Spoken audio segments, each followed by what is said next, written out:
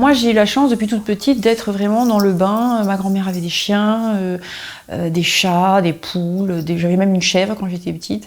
Elle s'appelait Margot, je me rappelle. Et j'étais la seule à qui elle donnait pas des coups de corne, donc j'étais très très chanceuse.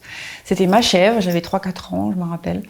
Et donc voilà, donc j'ai eu cette chance de côtoyer les animaux très tôt, et donc ça a fait partie de ma vie très tôt. J'ai expérimenté ce que c'était que la fusion avec un animal, puisque j'ai rencontré Abricot en 2009, le 13 juin 2009, il est rentré dans ma vie, tout à fait par hasard. En fait, j'étais dans le jardin et on est venu, des gens sont venus et ils m'ont dit il y a 2 petits chiens écrasés là, il y a 2 petits chiens, il y en a un qui est écrasé et l'autre qui qui bouge pas, qui est sur le corps. Et donc c'était Abricot qui était un petit chiot et qui pleurait sur le corps de son frère ou de sa sœur. Et là tout d'un coup, il est rentré dans ma vie pendant 15 ans, ça a été 15 ans de bonheur, ça a été 15 ans de fusion, 15 ans d'accompagnement. Véritablement, il m'accompagnait partout, dans les radios en direct. Vous voyez là, s'il était là, il serait couché là et on l'entendrait pas. Donc ça a été vraiment un accompagnement et une fusion avec ce petit chien. On est confronté à beaucoup de stress, évidemment tout le monde, mais c'est pas seulement ça, on est quand même assez exposé dans la musique, on est dans l'art en général, on est assez exposé, on est assez à nu, on va dire. Et donc c'est vrai que l'accompagnement d'un animal, la nature, les animaux, je pense que c'est très nourrissant, très protecteur, très nourrissant. C'est une histoire de perfection quand vous vous confrontez à des compositeurs, à des génies, quand vous vous confrontez à la perfection du son, quand vous essayez de toucher au plus près de l'expression, vous avez une pression qui est au-delà même de l'humain, si vous voulez. Et donc l'animal, lui, il va vous reconnecter avec l'essentiel, c'est-à-dire avec vous-même, avec votre incarnation, avec la vie terrestre, avec la nature, c'est plus, moi je le ressens un peu plus comme ça, plus que... Pour moi l'animal il dépasse l'humain, il est bien au-delà de l'humain, mais plus par sa connexion à autre chose. C'est pas pour rien qu'il y a certains compositeurs qui ont parlé puis même d'autres écrivains, mais bon on parle des compositeurs parce que c'est dans la musique, qui ont parlé de messagers du divin.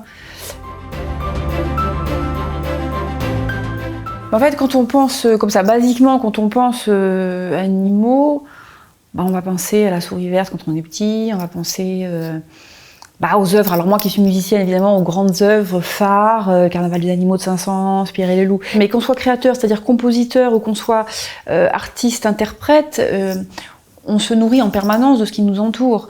Donc on se nourrit évidemment de la nature, on se nourrit des animaux, on se nourrit des personnes autour de nous, on se nourrit des émotions. Donc quand on dit émotion, évidemment, on pense à tout ce qui, basiquement, à tout ce qui nous interpelle. Donc je parlais tout à l'heure d'un chant des oiseaux, par exemple.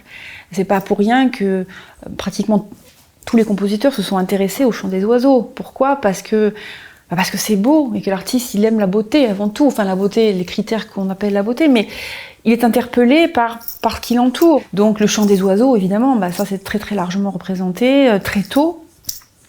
Il y a eu après, on va jusqu'au XXe siècle, Messiaen qui était carrément ornithologue et qui a été toute sa vie passionné par les oiseaux et qui a essayé de reproduire au mieux en fait. Mais même moi, par exemple dans Vivaldi, quand j'ai dû commencer des années à interpréter les 4 saisons, je passais des heures à écouter les oiseaux pour savoir à peu près comment pouvoir reproduire cette espèce de pureté, ces tris, etc. Donc oui, je pense que très tôt, beaucoup de compositeurs se sont intéressés à la nature, parce qu'on trouve aussi les tempêtes, les orages, et puis les animaux.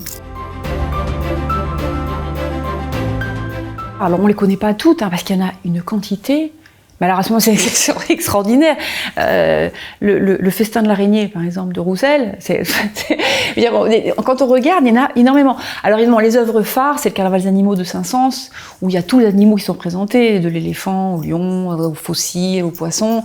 Il y a Pierre et le loup, Prokofiev, qui est extraordinairement bien connu. Il y a le Lac des Cygnes, bien sûr, dans la période romantique de Tchaïkovski. Il y en a plein. Après, il faudrait que il y en a un qui s'appelle, que je connaissais pas, et un opéra qui est pas très connu, de Janacek, qui est un compositeur tchèque, qui s'appelle La Petite Renarde rusée. C'est extraordinaire. Et là aussi, il a voulu capter en fait l'énergie, la malice, ce que dégage la petite renarde rusée. C'est vrai que j'ai une fascination quand même pour tous les animaux. Quand vous fixez un crocodile, bon après c'est sur les reportages parce que de près, aussi une fois quand j'étais petite, j'étais allée, mais les yeux fixes comme ça, ou un félin, ou bon, vous pouvez ne pas être interpellé, ne pas être fasciné. Donc pour répondre à votre question, animal totem, je sais pas. J'ai une histoire particulière avec l'écureuil et le rouge-gorge, et avec Abricot, mon petit chien. Voilà. Mais après, j'aime tous les animaux.